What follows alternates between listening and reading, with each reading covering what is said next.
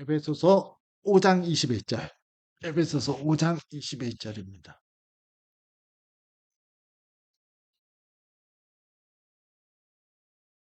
에베소서 5장 21절. 다 같이 봉독을 합니다. 그리스도를 경외함으로 피차 복종하라. 예수님은 그리스도시요 살아계신 하나님의 아들이십니다. 지난주 창세기 1, 2장을 통해서 우리가 결혼에 대해서 하나님이 주신 창조 때에 있었던 결혼 규례에 대해서 함께 나누었습니다.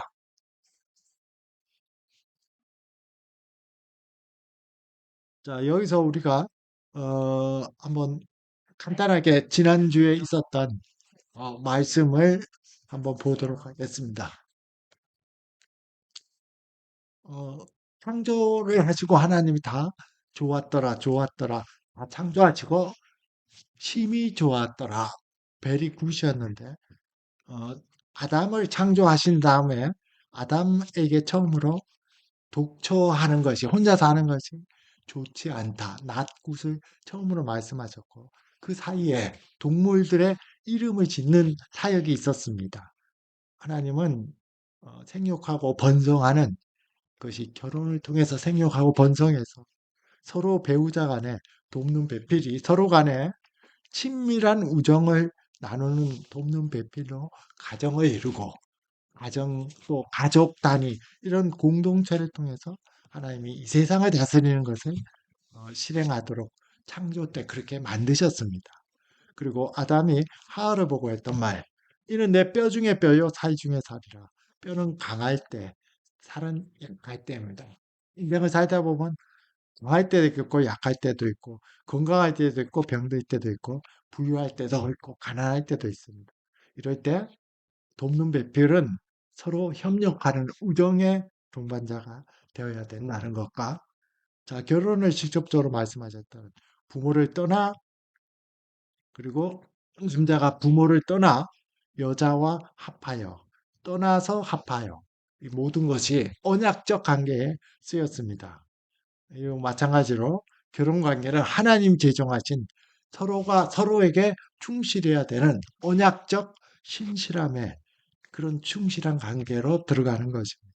그리고 하나가 된다. 그 하나는 육체적 관계뿐만 아니라 일상적인 거 나누는 것뿐만 아니라 또 생각을 나누는 것, 정서, 감정을 나누는 것, 관심이나 목적 이런 것들에서 가장 깊은 인격적 교제 가운데 하나가 돼야 되고 그리고 배우자는 다른 이성과는 다르게 모든 관계에서 불가침적이고 딴 사람들이 침입할 수 없는 불가침적이고 다른 모든 것보다 우선해야 되는 배타적이다. 이게 하나님이 창세기 1, 2장에서 우리에게 주신 결혼 규례입니다. 결혼 설교를 마지막에 할 때도 그랬지만 이렇게 이상적인 부부를 찾기가 쉽지가 않죠. 그렇죠? 그리고 창세기 1, 2장에 나오는 이 참 이상적인 결혼 관계가 신구약 성경 전체에서도 찾기가 쉽지는 않습니다. 오히려 그 반대가 많습니다. 구약의 모든 집안에 보면은 다 문제가 있습니다. 아브라함은 사라와 또 첩으로 뒀던 하갈과의 어떤 갈등 때문에 하갈과 먼저 이 첩으로 뒀던 아들을 아브라함이 광야로 그냥 내보내야 되는 일이 생겼고 또 야곱은 두 자매를 아들 두 자매를 아내로 뒀는데 서로 시기해서 레아와 라헬이 서로 시기하고 또 서로 자기들 소산을 많이 하려고 자기들 그 몸종을 여종을 줘서 아내가 네 명이나 돼서 서로 시기와 질투가 끊이지 않았습니다. 기드온은 300 용사로 어떤 어, 블레셋을 물러치는 놀라운 일을 했지만은 많은 첩을 둬서 그 첩의 한 아들 아비멜렉이 기드온의 아들 70명을 한꺼번에 죽이는 비참한 일이 생겼고 다윗 왕이 최고의 왕이지만은 이복 형제들 간에 서로 성폭행을 하고 죽이기도 하고 왕이 쟁탈전도 하고 하여튼 제대로 된 가정이 거의 없을 정도로 힘듭니다. 왜 그렇습니까? 창세기 1, 2장 다음에 나오는 창세기 3장 희락 때문에 그렇습니다. 부부 관계가 어떻게 이 범죄로 인해서 이 제된 본성에 의해서 왜곡되고 그리스도 안에서 어떻게 회복될 수 있는지 이것이 이번 주 지금 말씀의 어떤 주제입니다. 하나님은 인간을 하나님의 형상으로 창조하셨습니다. 그렇기 때문에 창세기 3장에서 일그러지고 왜곡되고 상실되는 하나님의 형상이 있습니다. 하나님의 형상이 뭡니까? 형상은 영어로 이미지입니다. 하나님과 비슷하게 창조했다는 것입니다. 하나님 형상은 항상 세 가지로 잘 볼 수 있습니다. 요거를 알아야 뭐가 타락했는지 잘 알 수 있기 때문에 그렇습니다. 세 가지 측면이 있습니다. 하나는 인격적 측면입니다. 하나님의 형상은 하나님이 우리를 피조되었지만은 인격체로 만드셨다는 것입니다.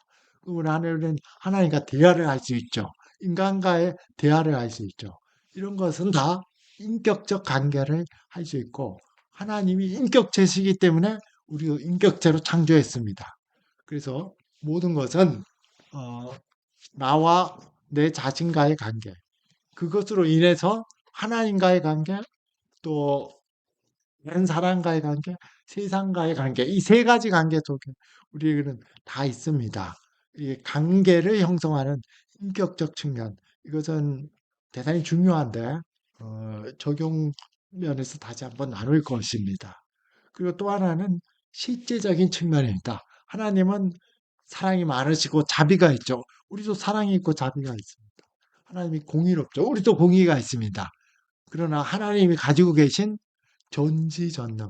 모든 것을 아는 게 전지고 전능은 모든 것을 할 수 있습니다. 우리는 그런 능력은 없죠. 그러나 이성적으로 합리적으로 뭘 개발하고 하는 나름대로 피조된 어떤 합리성, 이성적 능력이 있습니다. 실제적 측면에서 하나님과 같이 하나님의 성품을 우리에게 주셨습니다. 그리고 그 성품이 발휘될 때 하나님은 기뻐하십니다. 그것을 우리는 성경에서 하나님께 영광을 돌린다 그렇게 합니다. 우리가 사랑을 실천할 때 하나님은 기뻐하십니다.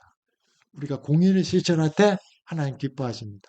하나님이 성품이 실현되기 때문에 그렇습니다. 성경은 그것을 하나님께 영광을 돌린다 그렇게 말합니다. 이렇게 인격적 측면, 실제적 측면과 함께 인간이 뭘 하느냐? 기능적 측면이 있습니다. 그것이 세상을 다스리는 것.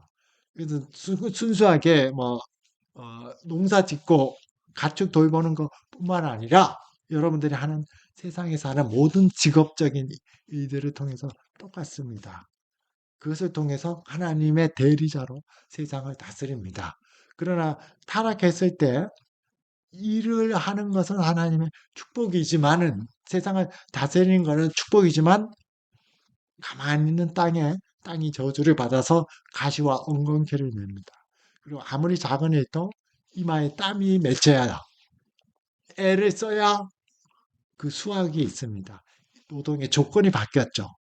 어쨌든 이렇게 하나의 명상은 세 가지 측면이 있습니다.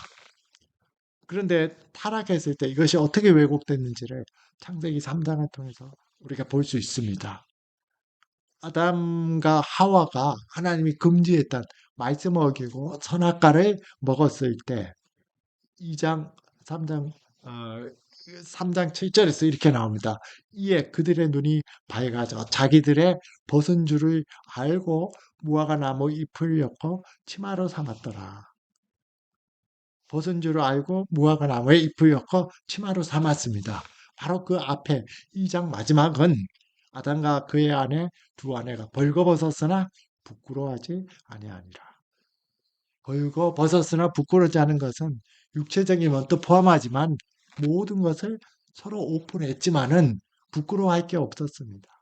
마음속에 숨은 의도나 속이는 거나 이런 것이 서로 아내와 남편 사이에 허물이 없었습니다. 그러나 하나님께 범죄했을 때는 눈이 밝아져. 하나님 같이 지혜롭게 될 줄 알았는데 벗은 줄을 알고 많은 어떤 경건한 사람들은 이것을 벗은 줄을 알고 부끄러워하는 것은 어떤 성적으로 어떤 부적절한 숨은 의도나 또 다른 측면에서 보이지 않는 어떤 부끄러움이 있기 때문에 가렸다고 말을 합니다. 그리고 8절에서 그들이 그날 바람이 불 때 동산을 거느시는 여호와 하나님의 소리를 듣고 아담과 그의 아내가 여호와 하나님의 낯을 피하여 동산 나무에 숨었습니다. 두려움이 생겼습니다. 범죄했을 때 부끄러움, 두려움, 수치심 이것은 낯선 감정입니다. 정상적이지 않는 감정입니다. 자기로부터의 소외가 땅에 있어야 될 자리에서 벗어나는 자기로부터의 소외가 있죠. 우리도 이런 게 많죠. 자괴심, 부끄러움, 어디 말은 못하지만은 불안, 뭐 이런 게 많이 있는 거 이거와 마찬가지입니다. 궁극적으로 하나님을 떠나서 자기로부터의 소외가 발생했어요. 앞에서도 얘기했지만 부부 관계에서 무화과 나무로 치마를 엮어서 어떤 걸 가려야 되는 다른 사람과의 관계에서도 소외가 일어납니다. 뭔가 감추어야 될 부분이 있고 다 오픈하지 못하고 관계가 예전과 다르게 됐습니다. 그리고 더 중요한 것은 하나님을 두려워하고 피하게 된 하나님과의 관계에서도 소외가 이루어졌습니다. 영생은 유일하신 참 하나님과 그의 보내신 자 예수 그리스도를 아는 것. 요한복음 17장 3절인데 죽지는 않았지만은 선악과 나무를 먹는 날이 정녕 죽으리라 했지만 죽지는 않았지. 육체적으로 죽지는 않았지만 하나님을 피했다는 것은 하나님과 함께 동행하는 영이 없는 영적으로는 죽은 상태를 보여주고 있습니다.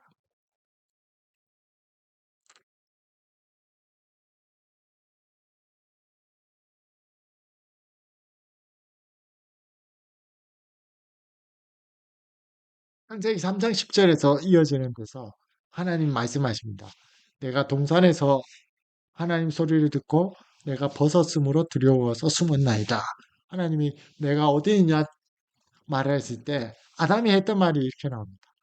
내가 벗었으므로 두려워하여 숨었나이다. 아담은 내가 범죄하여 무서워서 숨었습니다. 이렇게 말하지 않았습니다.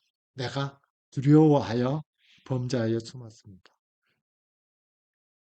이렇게 말하고 이것은 뒤에서 이어지는 것처럼 그러니까 하나님은 벗었어? 그러면 이 벗은 거 가지고 계속 말씀하십니다. 누가 너의 벗었음을 내게 알렸냐? 내가 내게 먹지 말라 명한 그 나무의 열가를 내게 먹었느냐? 말씀을 하셨을 때 12절에 아담이 이렇게 말합니다. 아담이 이르되 하나님이 주셔서 나와 함께 있게 하신 여자 그가 그 열매를 내게 줌으로 내가 먹었나이다.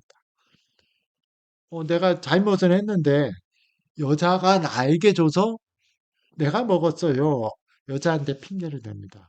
근데 여자만 핑계를 대는 게 아니라 그 앞에 뭐라고 말하냐면 하나님이 주셔서 나와 함께 하신 그 여자가 줘서 내가 먹었습니다. 이게 무슨 말입니까? 아니, 나 혼자 있을 때 고독하고 또 일하다 보니까 좀 힘은 들었지만은 하나님이 괜히 여자를 만들어 가지고 나한테 데리고 와서 있게 해서 그래서 범죄하게 됐습니다. 이렇게 핑계하는 책임 전가를 합니다. 잘못을 했을 때 내가 벗었으므로 하면서 하나님 앞에 범죄했다고 곧바로 하나님께 아뢰지도 않고 또 이것을 지적하는 것에 대해서도 곧바로 이렇게 얘기를 해버립니다. 창세기 3장 13절에서 하와도 마찬가지입니다. 여호와 하나님이 여자에게 이르되 내가 어찌하여 이렇게 하였느냐 여자가 이르되 뱀이 나를 깨물어 내가 먹었나이다. 우리도 다 그렇죠. 어떤 자기의 잘못이 있을 때 자기 중심적으로 보고 책임 전가를 합니다. 뭐 오용은 무슨 어떤 가족 부부 클리닉이나 자녀 관계 나온 거 보면은 다 평행선입니다. 내가 잘못을 했는데, 오직 했으면 내가 그렇게 잘못을 했겠어. 어떻게 오직 했으면 내가 그렇게 했어. 자기 중심에서 안 벗어나죠. 당신이 또는 주변이 그렇게 하게 만들었지 않냐. 아담이 하나님이 나한테 괜히 여자를 줘서 이렇게 했지 않습니까? 하는 것과 똑같습니다. 내가 오직 했으면 그렇게 했어 하고 자기 중심으로 봅니다. 남편은 항상 그 중심을 가지고 있고 그 아내도 그 중심을 가지고 있기 때문에 아무리 오래 있고 대화를 해도 대화가 안 됩니다. 내가 오직 했으면 그렇겠어. 서로가 자녀 관계도 마찬가지죠. 여기서부터 이제 좀 더 나가면은 우리가 보통 어, 크리스찬 가정에서 부부 생활을 할 때 남자한테 여자가 순종하고 남자는 여자를 자기 몸처럼 사랑하라는 그러한 장면들을 이제 이어집니다. 창세기 3장 16절에서 또 여자에게 이를 때 내가 이제 뱀을 심판하고 하나님이 여자를 심판할 때 두 가지를 심판하셨습니다. 여자에게 이제 내가 내게 임신하는 고통을 크게 더하리. 임신하는 고통을 어떻게 하냐면 크게 더한다 그랬습니다. 첫 번째 여자에게 주신 심판이 임신한 고통을 크게 더하는 거니까 임신하는 고통이 갑자기 생긴 게 아니고 크게 더하는 거. 임신하는 고통이 아마 어느 정도 있거나 아니면 거의 없을 수도 있었는데 어떻든 조금은 있었던 것 같습니다. 원래 창조규례 크게 더한다는 걸 새로 생긴 건 아니죠. 그것과 함께 두 번째는 그렇게 해서 내가 수고하여 나을 것이요. 두 번째 여자에게 준 심판은 너는 남편을 원하고 남편을 사모한다. 이런 말이죠. 남편은 너를 다스릴 것입니다. 가정의 질서가 창세기 1장에서는 이런 게 없었죠.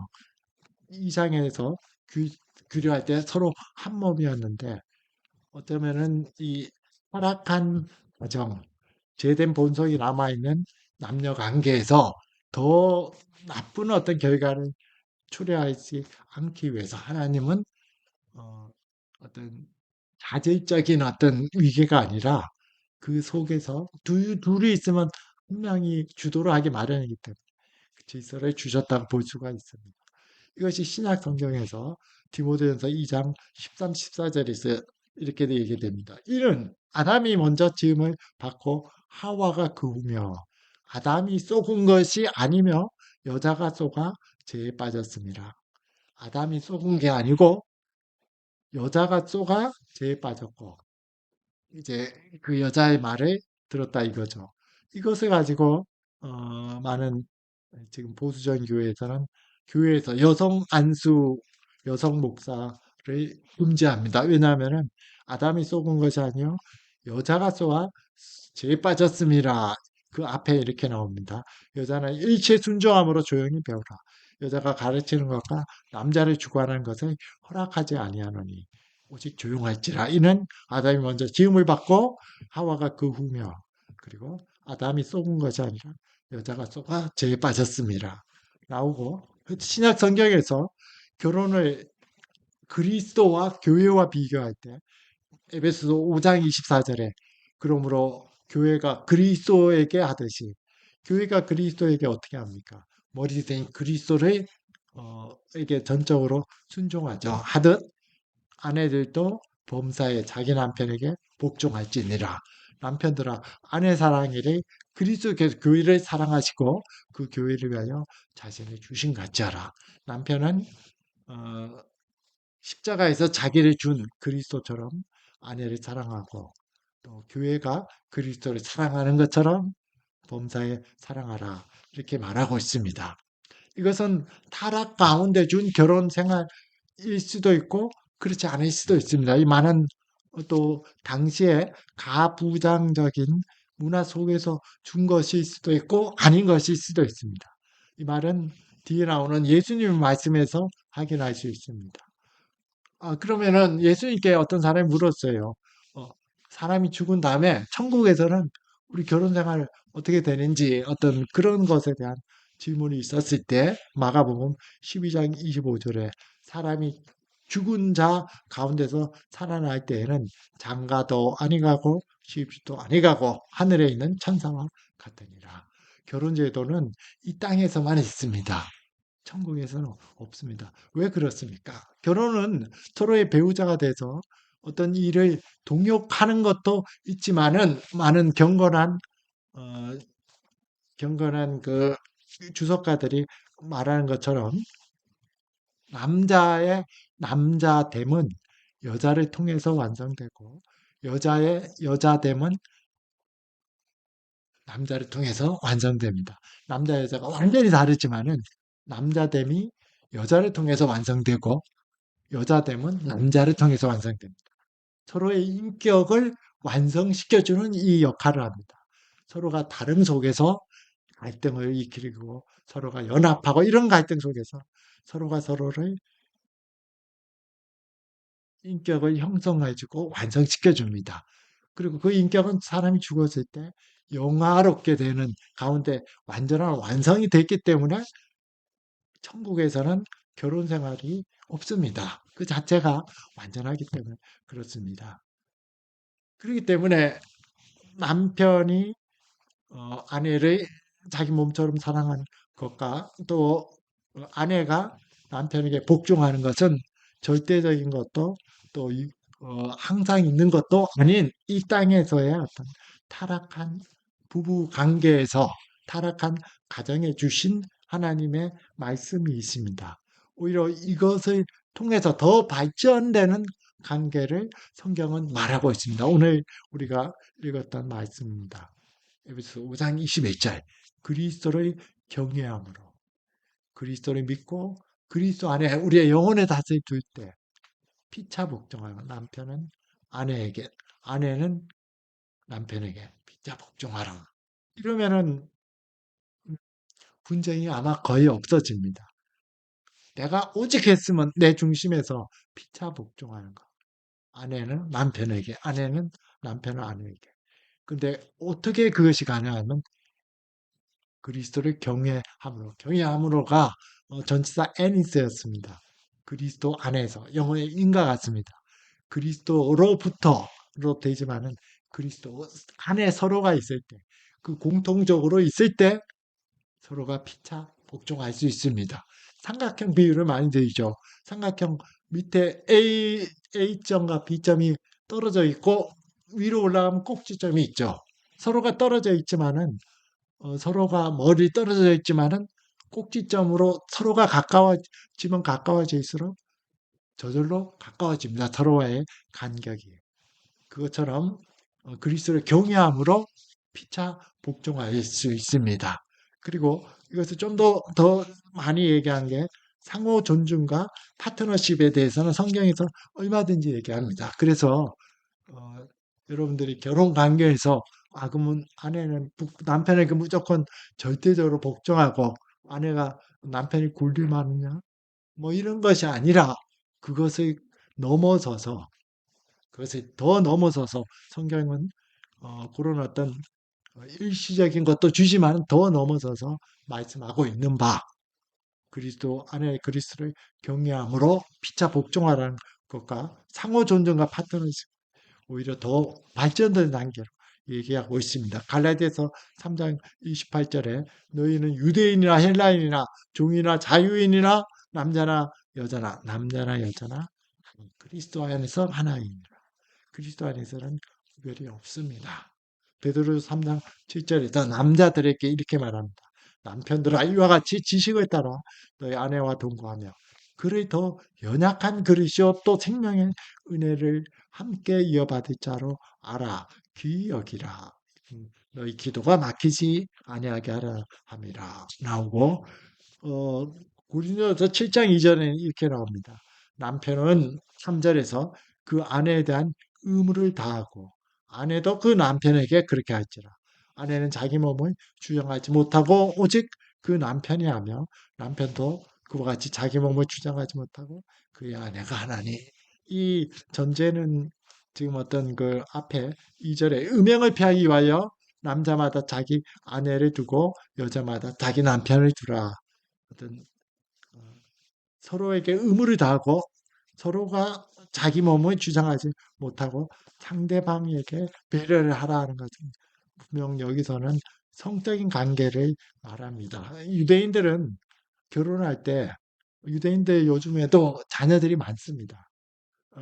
이 결혼 의무 조약을 쓸 때 부부가 어떤 성관계를 남편이 항해 중이거나 토라 공부를 한다든지 랍비에 의해서 떠나는 그런 경우에 최대 몇 주까지 허용할 거냐, 1주냐, 2주냐 이런 것으로 싸우고 그것을 아마 결혼할 때 그 서약서에 기록한다고 되어 있습니다. 그러나 이것을 더, 더 많은 영역으로 확대할 수 있습니다. 남편은 그 아내에 대해서 모든 의무를 다하고 아내도 그 남편에 대해서 그렇게 하는 거. 서로가 자기 몸을 주장하지 않고 서로가 남을 더 배려해 주는 것. 상호 존중과 파트너십이죠. 그것이 바로 피차 복종하라 하는 것에 나온 얘기입니다. 어, 이제 이렇게 했는데도 사실 크리스찬 가정에도 수없이 부부 관계, 부녀, 자녀와의 관계, 수없는 그런 어떤 관계들이 많이 형성됩니다. 마지막으로 제가 다룰 것은 하나님의 형상이 인격적인 관계, 인격체로 창조했다는 건데 결국은 내 자신과의 관계, 내가 나를 어떻게 생각하느냐가 하나님과 관계와 세상과의 관계와 또 다른 사람 관계, 부부 관계를 많이 결정해 줍니다. 아담과 하와는 내가 하나님과 같이 되리라 하는 처음의 심정으로 선악과를 따 먹었습니다. 이것은 자기 교만이고 요즘은 자기 교만을 넘어서 자기를 숭배하는 사람들이 많죠. 자기의 가치, 자기 자신이 하나의 신처럼 또 그것을 위해서 살아가는 사람들이 많이 있습니다. 나와의 내 자신, 내 자아, 그리고 내 인격의 어떤 큰 문제를 가지고 있습니다. 근데 선악과를 따먹었을 때 두려워하고 피하고 부끄러워했습니다. 오히려 자기 비하로 빠졌죠. 어떤 사람들은 자기 비하가 있는 사람들이 있습니다. 자기를 무가치한 존재나 또는 뭐 별 볼일 없는 존재로 여길 때 다른 사람들을 사랑하고 다른 사람을 배려할 여력이 없습니다. 그리고 많은 어, 통계들이 자기를 무가치한 사람으로 여길 때, 자기를 비하할 때, 자기도 미워하고 사회도 미워해서 그것이 많은 어떤 그 사회적 범죄로 이어지는 경우가 상당히 많습니다. 자기를 어떻게 보느냐가 대단히 중요합니다. 부부 관계는 더 중요합니다. 여러분들이 어, 비디오에서 또는 유튜브에서 이런 어떤 케이스 같은 것을 봤을 때 많은 경우에 자기의 어떤 어릴 때 어, 트라우마 이런 것들을 반영돼서 부부와의 관계 속에서 자녀의 관계 그대로 나오는 거 많이 봅니다.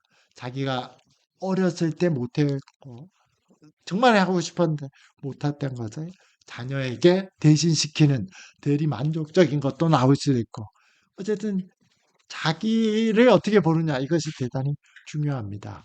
자아 또는 인격 이것은 두 가지를 말합니다. 하나는 자기 의식입니다. 내가 나를 생각할 수 있는 의식.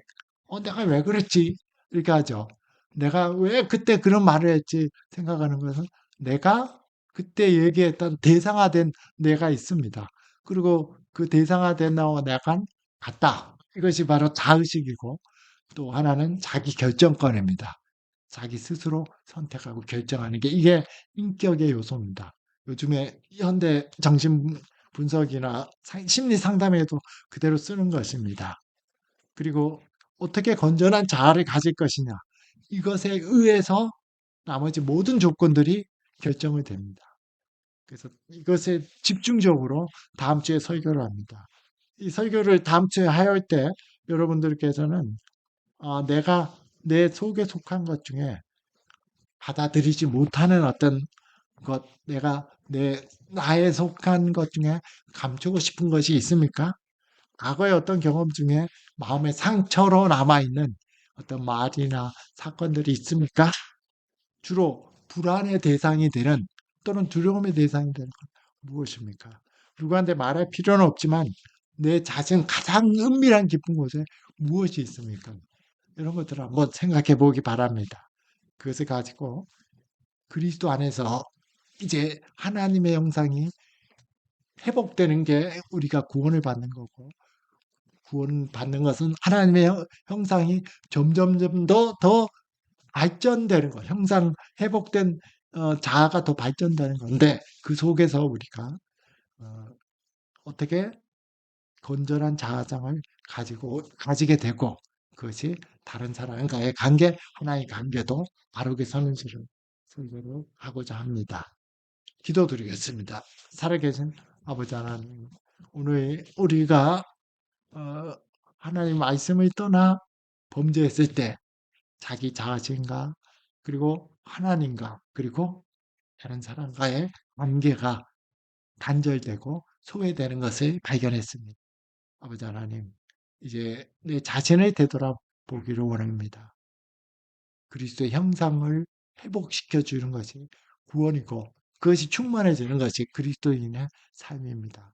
이것이 묵상하면서 우리가 어떻게 그리스도의 형상을 회복하고 발전시키면서 건전한 자아 속에서 또 대인 관계 속에서 특히 부부 관계를 더 장래에 잘 할 수 있는지 그런 지혜를 우리에게 계속 주시기를 간구합니다.